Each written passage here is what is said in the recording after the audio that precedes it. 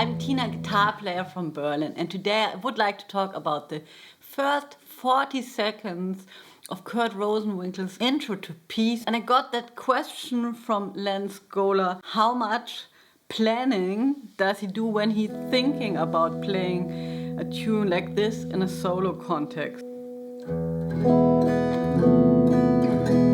And yes, those are very basic chords. It's an E major, an F major, over an E in the bass. And if you're thinking about the A harmonic minor scale, those two triads are a part of the scale, but together they sort of create that Phrygian sound, right? And he's starting his intro in an E Phrygian sound. The tune itself, Peace, is in B flat major, and I think many intros start on the raised 4 degree, right? So if we have a B flat, the 4 is the E flat, right? And the raised 4 would just be a half step higher. So there are many like bebop or classical intros that take the raised 4 as a starting point if he's sort of doing a modal interchange. I don't know, right? So modal interchange is just to play another chord that we would suspect on this degree. I'm going to talk about modal interchange a little bit more later. But so let's have a look at the first line.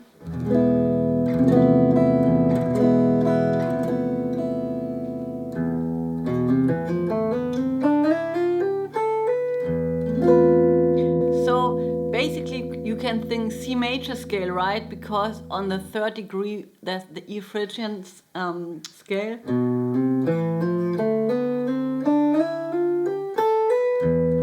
He's using a lot of hammer-ons and slides. That sounds really cool. And then he ends up on this chord, which is actually an F major triad in inversion. So, right, we had that E to F, right, like this, just with a B on top. And so if you want to experiment, you just can play some E major triads, F triads, you know, with the E string. The guitar really lends itself for that kind of playing. So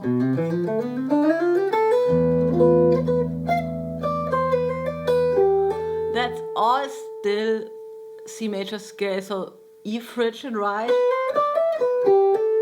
And then,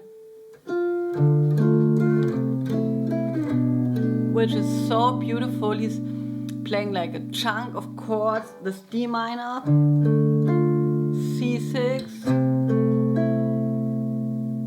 very melancholic B minor, and yes, so I guess we're all very used to thinking about the C major scale and then C major, D minor, E minor, F major.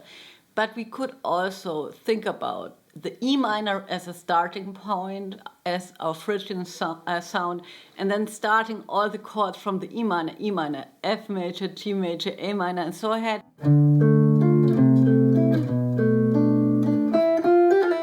Still E Phrygian.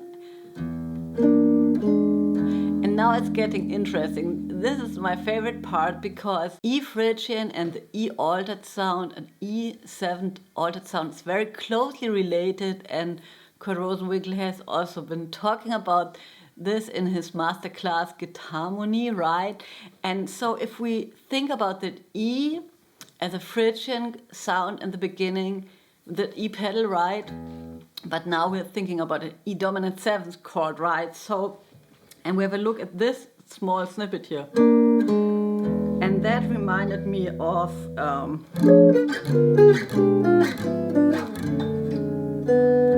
and exactly, so if you have an E dominant chord, you can play the F diminished, I'm sure you know that. And you can have those like color notes. And then here you have the B flat and the A flat, or the B flat and the G sharp.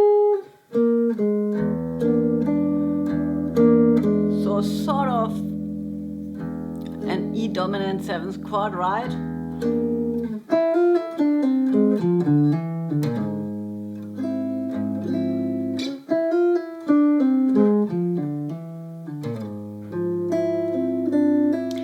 And yes, so this is nothing else than an F minor triad, like an F minor major triad, right? And right, if you want to play an E7 altered sound, then you could use the F melodic minor scale, right? And one thing that I realized in this intro is like, you know, is it a chord or is it a scale? It doesn't matter so much. It's just like the notes, how they are organized, right? And of course we could organize F melodic minor scale into a chord shape. This is the chord and all the other notes are sort of ornaments. And then this is like a snippet of an E augmented scale. And it's good if you land on the middle finger here or a second finger, because then you can play this inversion of the F minor major chord again, right? It's a drop 3 voicing.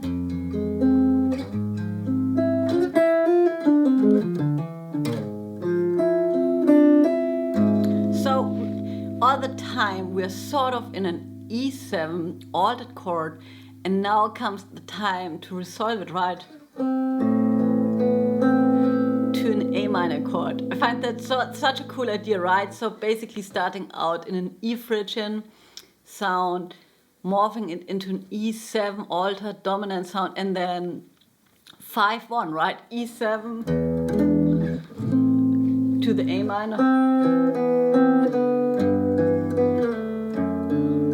Super melancholic, right?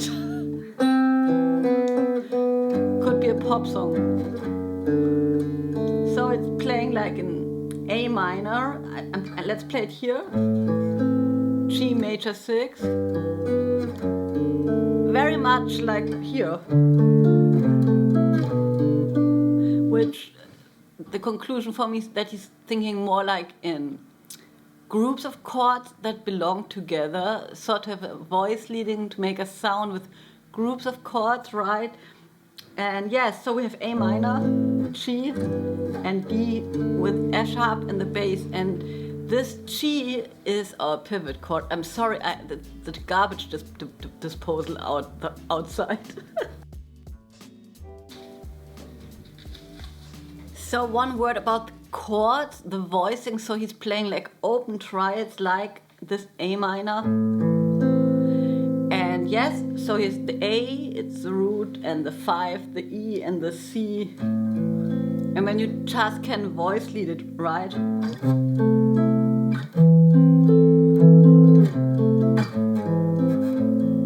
And the G, G6, it's in a version of the E minor.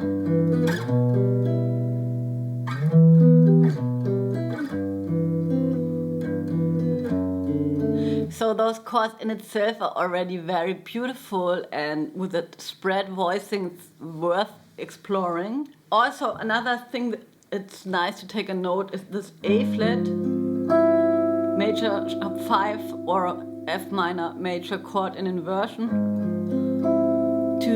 You know, it has sort of the E7 altered effect, but I often tend to think I always have to have the root in the bass, or there can't be another root in the bass, right? But it works out beautifully.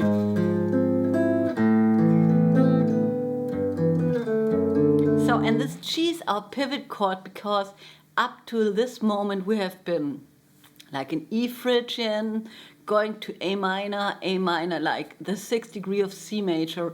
But this G chord now is like the 5th degree in C major, if you would like to think like that. But it's already the 4th degree in D major, because we're going to D major. And here we already have also D major with a 3rd in the bass.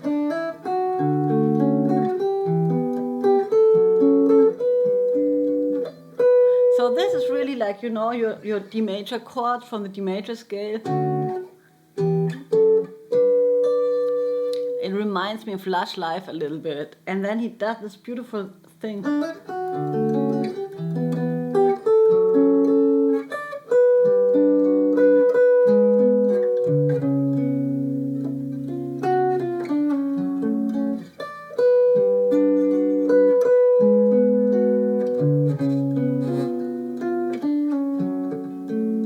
So sort of he has this G major. The top note stays, and then he plays an A flat minor 7, or better a G sharp minor 7.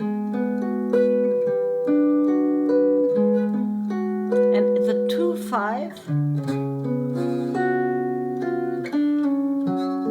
to F sharp minor 7. What I want to take away from it is this G major, top note. And then just find different places, right?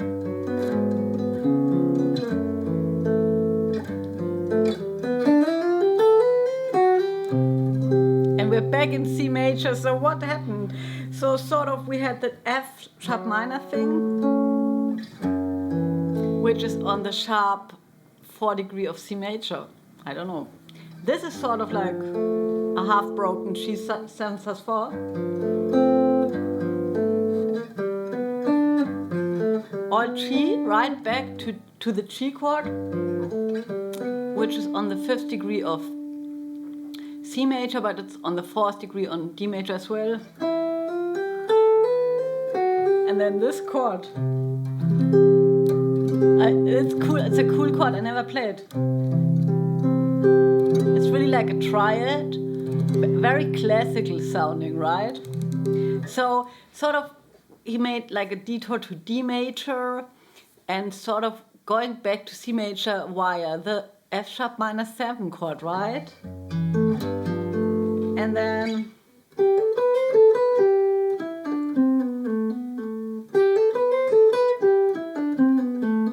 just a C major phrase, right?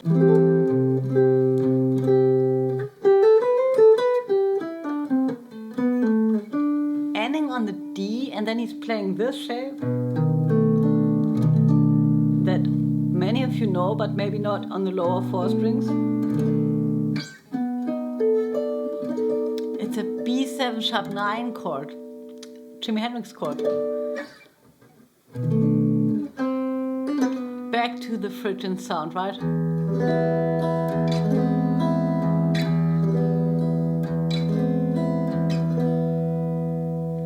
So this is like an E minor chord, E minor 3rd, 5,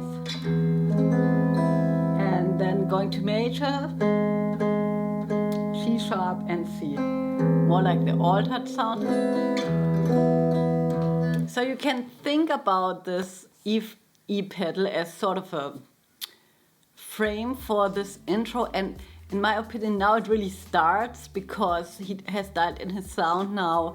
I'm going to discuss how it continues next week, but yes, have fun exploring stuff, and of course I can't really answer what he's thinking, but I think everybody's allowed to draw his or her own conclusions what he's doing and just take some inspiration from that. So for example, the conclusion could be to start in minor, in E minor, start something in E minor, go to D major, so a whole tone lower, go to C, whole tone lower, and go back to E.